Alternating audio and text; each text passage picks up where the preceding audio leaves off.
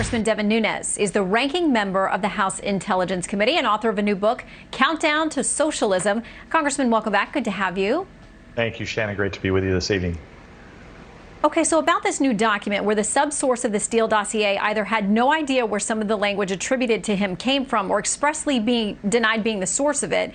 Jonathan Turley, a well-respected law professor, has testified many times on Capitol Hill and as part of the impeachment, said this: the question is why this document's received virtually no media attention. It is as best misleading by omission and at worst intentionally false. After using tanker loads of ink on the unfounded collusion theories, the media seems unwilling to use a drop of ink on the evidence of misconduct in pursuing that investigation. Your thoughts on that document tonight? You've been briefed as well. Well, I would say this as it relates to the media is not interested in writing about this because the media was involved in it. The media received early copies of the dossier all throughout 2016. And remember, this dossier was a product of the Clinton campaign and the Democrats.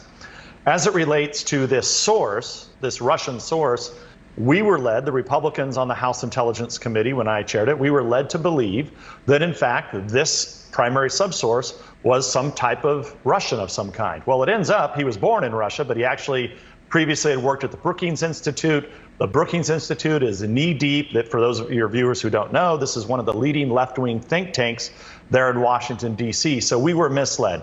And I'll just close with this part, Shannon. We've made 14 criminal referrals. We've asked for a 15th investigation. I've never gotten directly involved into the details of what's encompassed in those 14 referrals. But I will leave you with this, that I'm quite sure that our 14 referrals do cover the fact that we were not given this information and we were misled by many people within the FBI, and we've asked them to look into that. Okay, so over on the Senate side, Senator Ron Johnson, leading the House Homeland Security Committee, has subpoenaed the FBI, asking them to produce all records related to the Crossfire Hurricane investigation, this investigation into the Trump campaign. The Washington Post published an opinion piece this weekend by Senator Blumenthal, Democrat, who says he doesn't think it's legit. He says Ron Johnson is moving ahead with an investigation into presumptive Democratic presidential nominee Joe Biden's family, using documents provided to the senator by the son of a former KGB officer. There is no excuse for perpetuating Russian disinformation in the U.S. Senate. The FBI, by the way, says it's cooperating with the subpoena and with the Senate. But your thoughts on the reaction by Senator Blumenthal? Says this is just not legit. Yeah, I have news for them. I mean, look, this is Mitch McConnell has been called a Russian agent by these Democrats. I mean, everybody's called Russian agents except for them.